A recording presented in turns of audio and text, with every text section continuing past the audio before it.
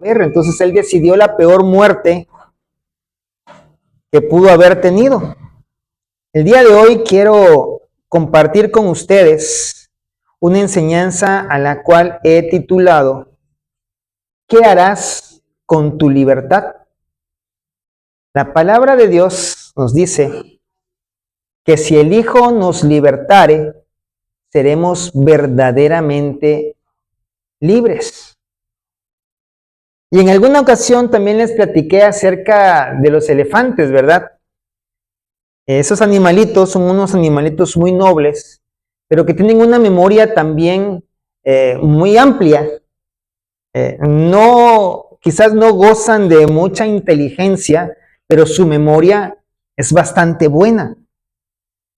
Y cuando son capturados o eran capturados, ¿verdad? Para servir ya sea en construcciones o en los circos, es más, eran encadenados con estacas fuertemente al piso.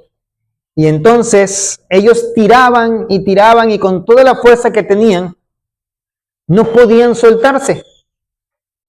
Y entonces en su memoria quedaba grabado el hecho de que no me puedo soltar, estoy agarrado de mi pata, he tirado y no me puedo soltar.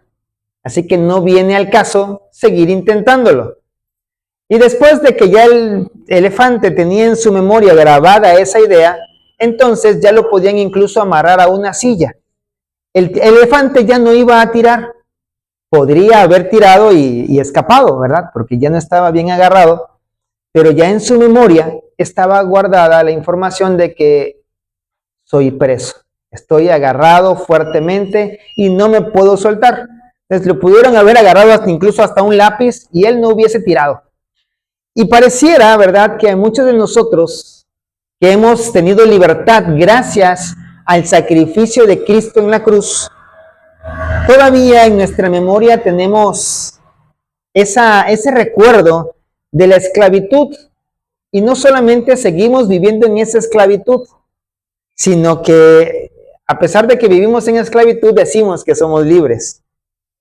Hay algo que el Señor hizo por nosotros y que nadie pudo haber hecho de ninguna otra forma, sino solamente Él. Y es de lo que quiero que empecemos a hablar el día de hoy. Primeramente les pido que me acompañen a orar. Padre, te doy gracias en esta hermosa mañana de domingo, en la cual tú, Señor, nos das el privilegio de poder estar reunidos y me das el privilegio, Señor, de poder hablar ante mis hermanos, ante todas las personas que oyen el día de hoy y que oirán después esta enseñanza. Así como platicábamos tú y yo, Señor, que mis palabras sean tuyas y que el mensaje sea tuyo y no mío. En el nombre de Cristo Jesús. Amén.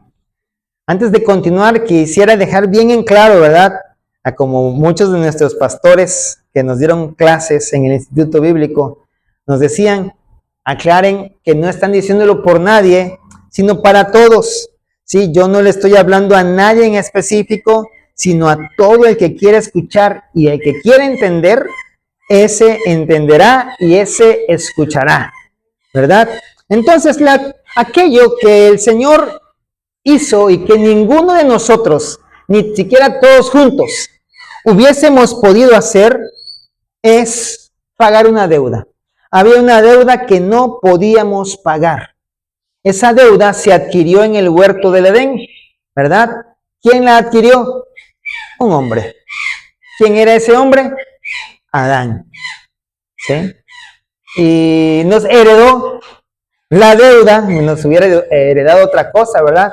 Pero bueno, nos heredó una deuda y el Señor, desde el lugar en donde estaba, dice la palabra que nos vio perdidos como ovejas que no tienen pastor, y su corazón fue movido a misericordia y envió a su Hijo.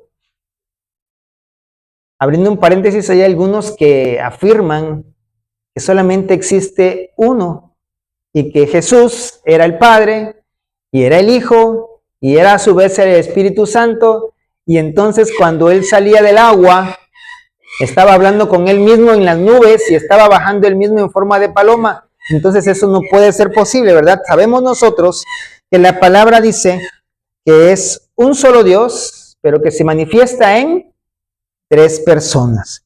Y el que vino a pagar la deuda no fue el Padre, no fue el Espíritu Santo. ¿Quién fue? El Hijo, ¿verdad? Y en la palabra de Dios nos habla de cerca de Él desde el tiempo de los profetas, antes obviamente de que Cristo naciera físicamente. En Isaías capítulo 53, versículo 5 nos dice: mas Él herido fue por nuestras rebeliones, molido por nuestros pecados. El castigo de nuestra paz fue sobre Él, y por su llaga fuimos nosotros curados. Este evento es un evento trascendental en la vida de todo cristiano, o debería serlo, y debería ser un parteaguas desde el momento en el que nosotros conocemos de Dios.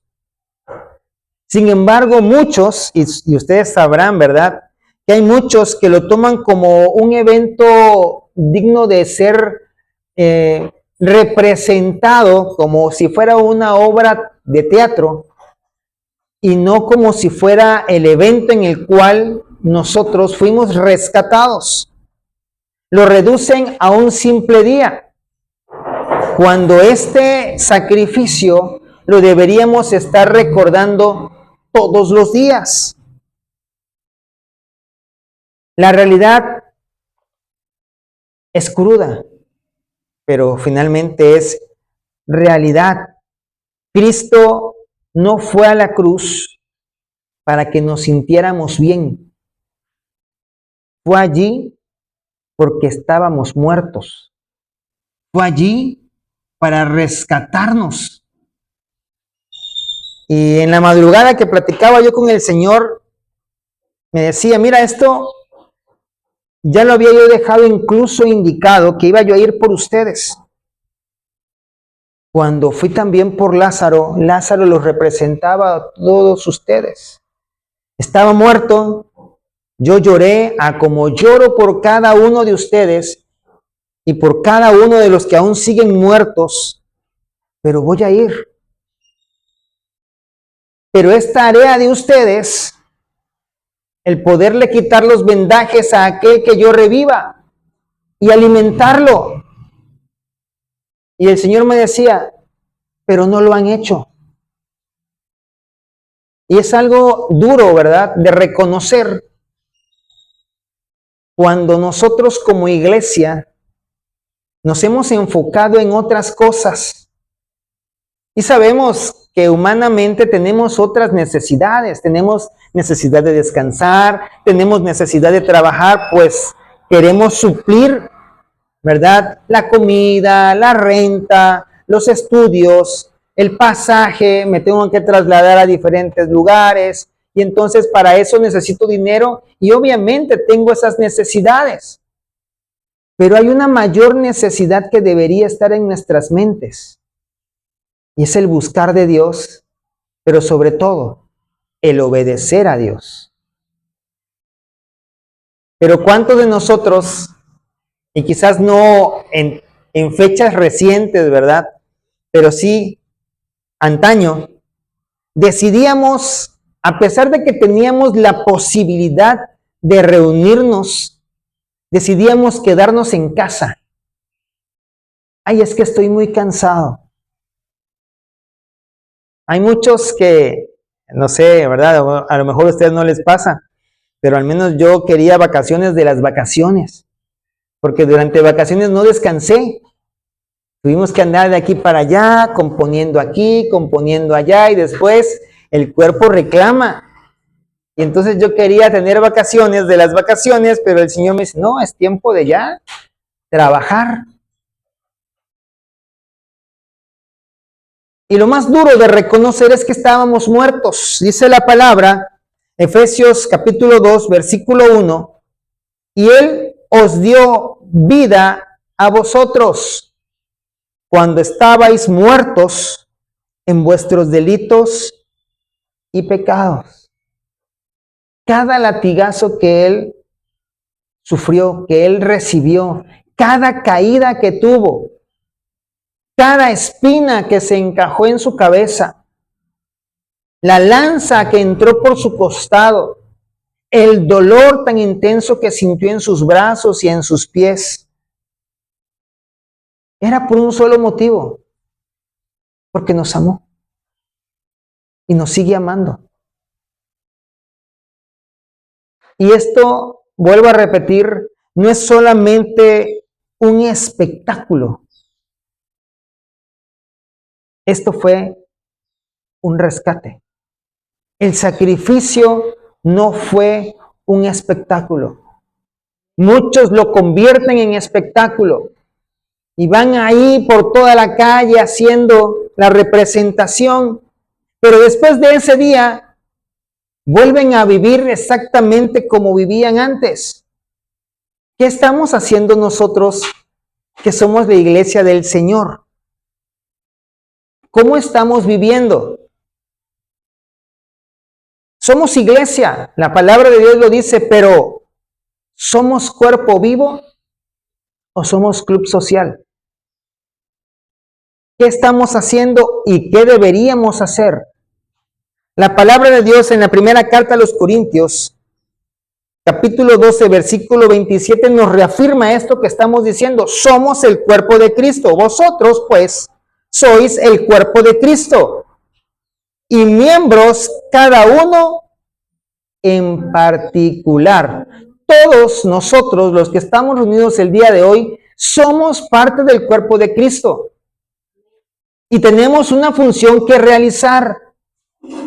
En nuestro cuerpo, ¿cuántos órganos tendríamos? No sé, no los he contabilizado y fui muy malo en anatomía, pero al menos recuerdo algunos, ¿verdad? Tengo el hígado, el estómago, tengo los intestinos, los pulmones, el corazón, el vaso, el páncreas y así varios. Y cada uno de ellos tiene una función distinta. Y si alguno de ellos llega a fallar en la realización de la función para la cual fue diseñado, ¿qué pasa con nuestro cuerpo? Se empieza a sentir mal, empieza a debilitarse, empieza a sentir dolor, empieza a sentir deficiencias que lo llevan a no tener una vida plena. Y hay dos tipos de cuerpos. Están los cuerpos inertes y están los cuerpos que están en movimiento. Pero yo los únicos seres vivos que sé que están inertes, ojo, dije vivos, entonces no, los muertos no entran aquí, son aquellos que están en una cama, discapacitados o en coma. El que está en coma sigue vivo, nada más que está en un sueño profundo, no se entera de nada de lo que pasa a su alrededor y pudieran estarle picando, cortando, platicando alrededor de él, pero él no se entera. Ahora en la siguiente imagen que ustedes ven allí, vemos un cuerpo vivo, pero que está en constante movimiento, ¿verdad? Hasta brincando está el muchacho. Ese se entera de todo lo que pasa alrededor de él. ¿De qué tipo de cuerpo somos? Estamos inmersos en las actividades, estamos inmersos en lo que Dios a través de su Hijo Jesucristo nos dejó como una tarea, o estamos allá lejitos, como decíamos el domingo pasado. No me quiero meter en problemas, ni mi asunto ese es problema del pastor. ¿Para qué se metió de pastor? Ahora él que llene la iglesia. Yo acá tengo mis propios problemas. Y cuando nosotros empezamos a ser miembros que no se mueven, disculpen la expresión, pero nos volvemos miembros inútiles. Imagínese usted, una persona tiene su brazo, pero ese brazo, como me pasó hace unos días a mí, no lo puede mover, ni siquiera, o sea, lo tiene que mover otra mano, porque no puede, y si lo mueves te duele. ¿De qué nos sirve tener el brazo? ¿Verdad? ¿Qué necesitamos con el brazo? Pues que se pueda mover. Imagínense con un solo brazo tratar de cortar una madera. Si se puede, la pongo sobre un lugar, la aplasto con el pie y le doy con la que me queda. Pero qué fácil sería mejor agarrarla con el brazo, con la mano, ¿verdad? Del otro brazo y serruchar. Pero hay algunos que somos manos que no queremos ayudar a agarrar la madera. Y no es porque no podamos, sino que estamos demasiado inmersos en recibir. ¿Qué hace un cuerpo enfermo? Recibir. Recibe cuidados, recibe medicamentos, recibe toda la atención. Y si el pastor no me saludó, ya me voy. El pastor ya no me quiere aquí. Y si yo siento que la palabra no me edificó, ya me voy. Porque aquí no está el Espíritu Santo. Sin embargo, estamos actuando como un cuerpo enfermo que quiere solamente recibir, recibir y recibir, y estamos enfocados más en consumir sermones que en ser activos para aplicar lo que aprendimos en el sermón.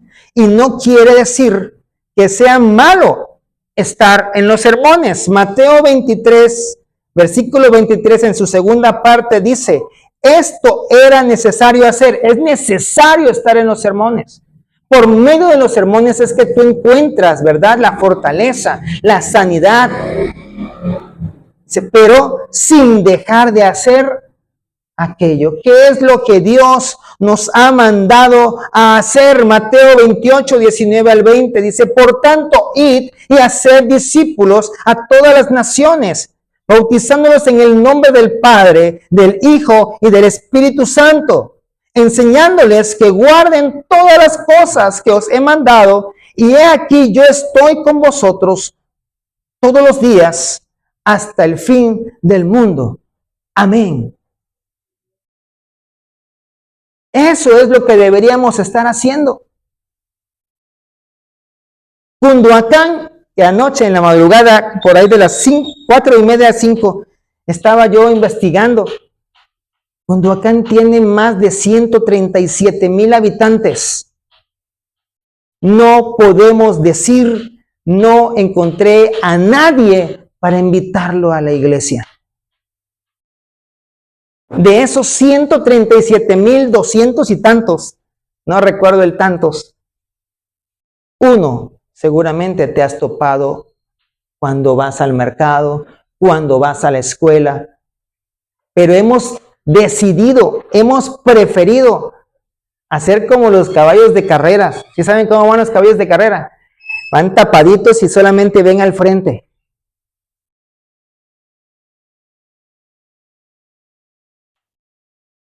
Necesitamos verdaderamente ser una iglesia activa, y el activismo no es asisto a todas las reuniones que debemos asistir. Eso es cierto, es real, pero tengo que estar haciendo lo que Dios me mandó a hacer como iglesia. Una iglesia que no hace discípulos es una iglesia enferma, una iglesia que no se está moviendo, una iglesia que está postrada allí esperando recibir y recibir y recibir y recibir. ¿Y a qué hora damos? Y la palabra de Dios dice que es más bienaventurado dar que recibir.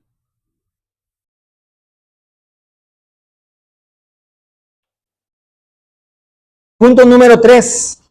Es el llamado que Dios nos hace todos los días, pero a veces nos hacemos de la vista gorda. Menos amén y más heme aquí. ¿Cuántos hemos dicho heme aquí? Envíalo a él, dice. No, envíame a mí. Pero venimos a veces con el ánimo caído, a lo mejor a veces hasta casi arrastras, ¿verdad? Me traen.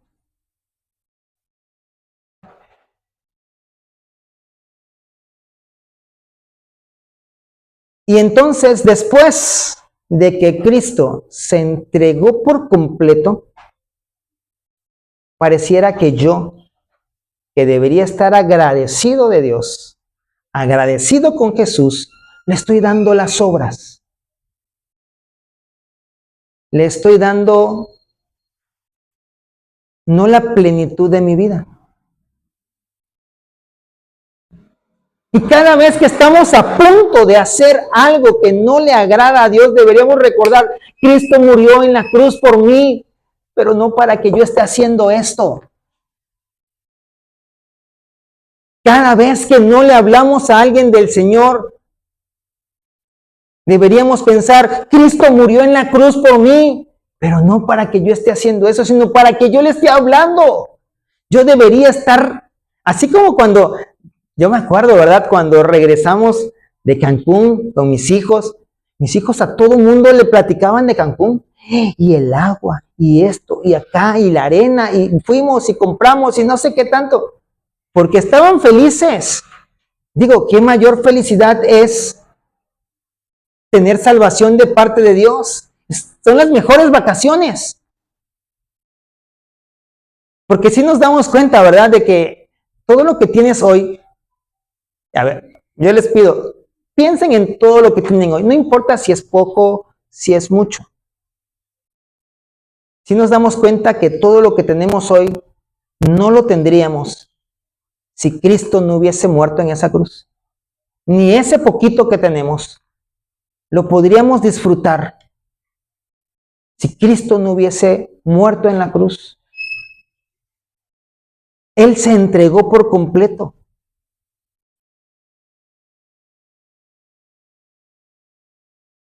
Y lo único que nos pide es, habla. No nos pide, carga una cruz y permite que te crucifiquen en ella. Sí nos pide, carguen su cruz. Pero no que, ok, la vas a poner ahí y te vas a subir y te van a clavar. No, no, nos pide que nos clavemos. Pero hay una cosa, ¿verdad? El mundo allá afuera está muriendo. Se está perdiendo. Y nosotros no estamos haciendo nada.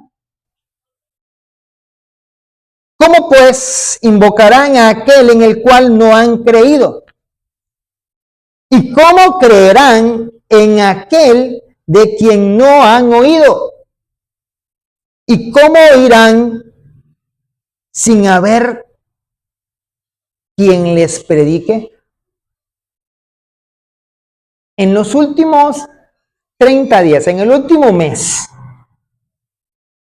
no me contesten, nada más tenlo ahí en tu mente. ¿A cuántas personas le hemos hablado de Dios? No cuenta, pastor, me estoy nota a mí. No cuenta, pastor, las predicaciones, le estás hablando a muchos, ¿verdad? Porque ellos ya conocen. ¿A cuántas personas que no conocen de la palabra le has hablado de Dios? Si al menos le has hablado a una, gloria a Dios por tu vida. Pero si hacemos el recuento y decimos, no le he hablado a nadie, eres un miembro enfermo. Eres un miembro que no está produciendo. Eres un miembro que fácilmente, ¿verdad? Cualquier persona diría, puedo vivir sin él. Es un miembro que puede ser quitado del cuerpo y esperemos que Dios no decida hacerlo con todos nosotros, ¿verdad? Pero no estamos siendo de beneficio al cuerpo. Y el detalle, retomando el ejemplo de las vacaciones, como nos hizo libres, ya estoy feliz. Y creemos que su sacrificio en la cruz fue el inicio de mis vacaciones, cuando en realidad marcó el inicio de mis actividades. No, no estoy jubilado. No es una jubilación. Es más, en Cristo no hay jubilación. Su muerte es el inicio del trabajo para nosotros. Él nos lo dejó. Y ayer mi esposa escribió en un papel, y dice, ¿por qué solamente fueron 3 años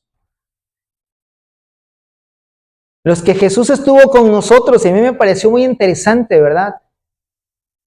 Porque era muy fácil, definitivamente, demasiado fácil para Dios el que a través de una persona todos conociéramos de Él. Y Jesús lo podía haber hecho. Pero ¿cuántos dudaban de que Jesús fuese el Hijo de Dios? Un montón.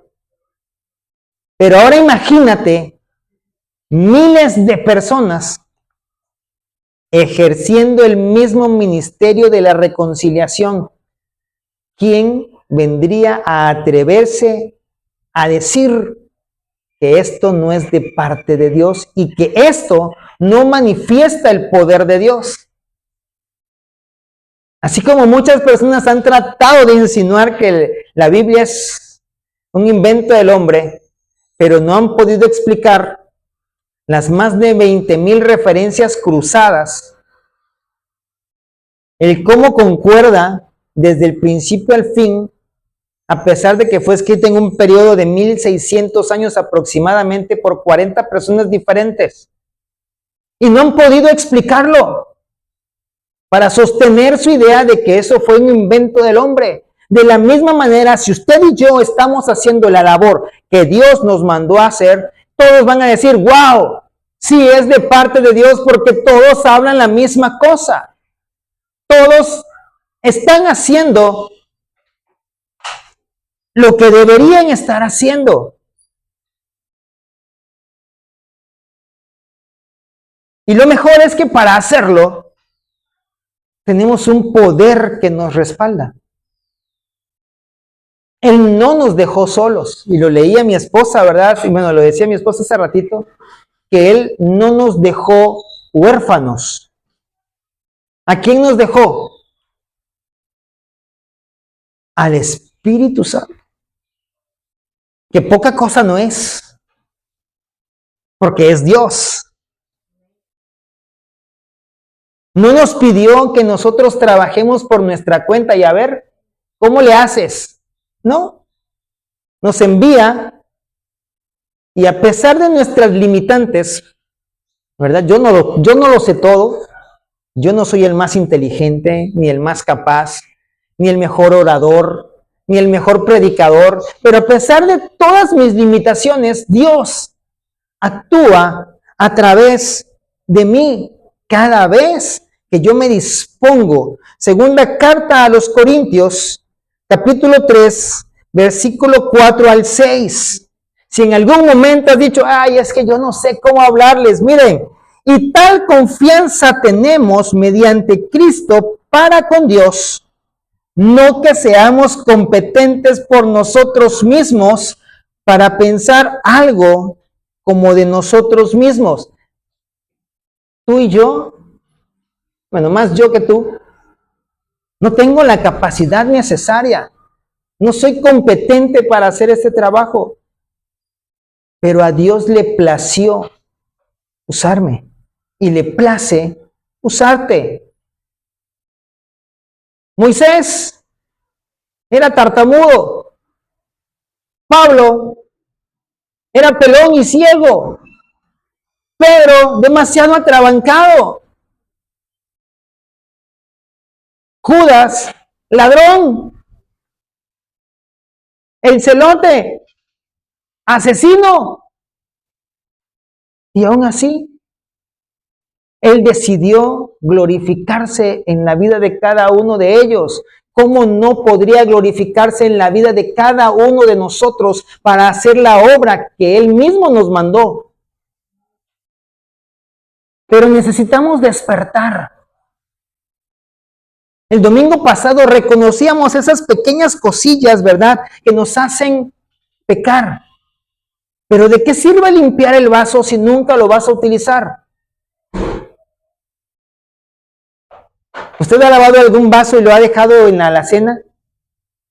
Después de 3 meses sin usar, ¿cómo está ese vaso? ¿Sigue limpio? Ya le cayó polvo, ¿cierto? Está por dentro. Y usted dice, ¿cómo rayos entró a la alacena el polvo? Si hasta con la puerta cerrada la tengo. Porque el polvo va yéndose. Y de igual manera el pecado se escurre como el agua y va entrando en las rendijas más pequeñas que vamos dejando hasta el momento en el cual el diablo logra apartarnos de nuestro Señor, de las reuniones. Y es por eso que hay personas que, yo ya no quiero ir. No. ¿Por qué? Porque están demasiado sumergidas en el pecado. Y no estoy hablando de fornicación, porque el domingo tampoco hablábamos de los pecados más visibles. Son pecados sutiles, pequeñitos, esas pequeñas zorras de las que hablábamos el domingo pasado, y entonces, no. Y muchas personas me dicen, no obligues a tus hijos a llegar al templo. No obligues a los tuyos. Pero yo sé cómo educo a los míos. Aunque estén aquí a regañadientes, que ninguno de los dos está a regañadientes, gracias a Dios, algo van a recibir de parte de Dios de estar escuchando. Dios no busca expertos. Ay, pastor, es que yo todavía no domino la palabra de Dios. No, es que tú no debes dominar la palabra de Dios. La palabra de Dios te tiene que dominar a ti. Te tiene que dirigir a ti. Te tiene que conducir a ti. Tú solamente déjate conducir.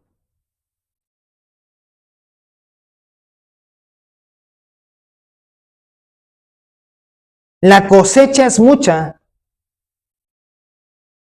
pero los obreros o son pocos o somos flojos.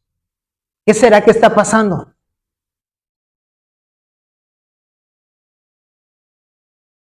Silencio. El Señor de la mies está mirando hoy, así como te mira todos los días.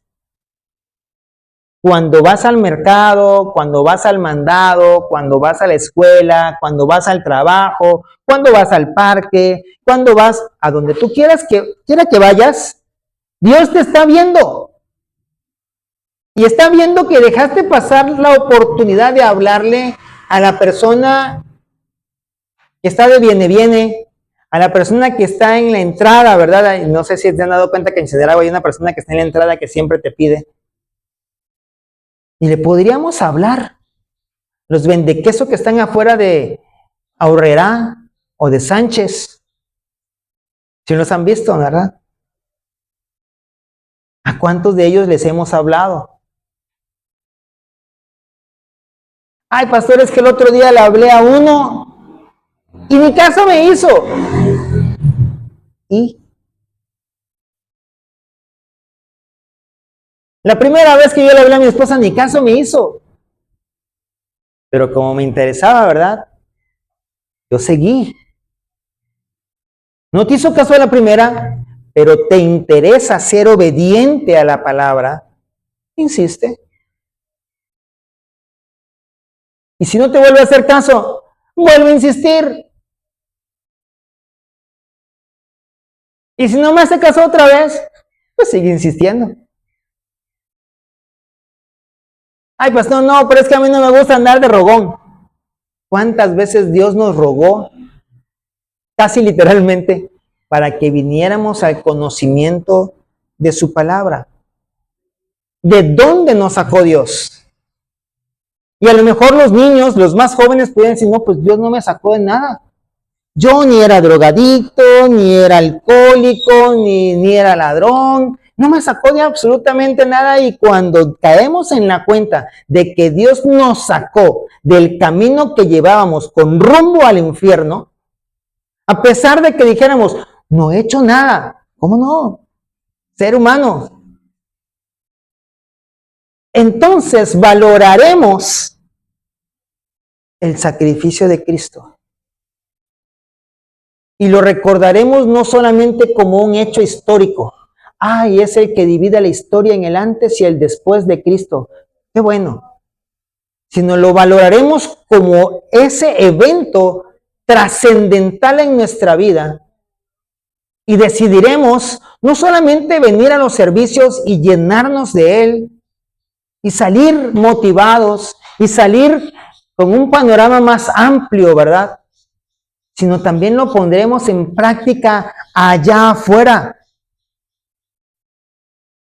La pregunta es, ¿queremos dejar de ser espectadores para convertirnos en obreros?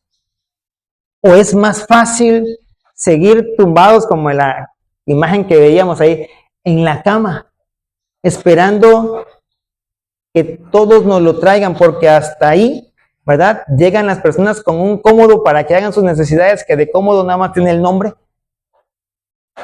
Y hasta eso hacen ahí en la cama. ¿Qué queremos hacer?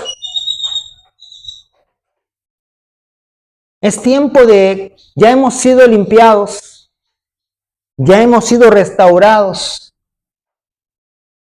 ya hemos sido libertados, que ahora usemos nuestra libertad no para el pecado, sino para la obediencia a nuestro Señor. Amén. Vamos a ponernos de pie y vamos a orar para dar por terminada esta enseñanza, esperando que haya sido de bendición para todos y cada uno de nosotros. Padre, te doy gracias.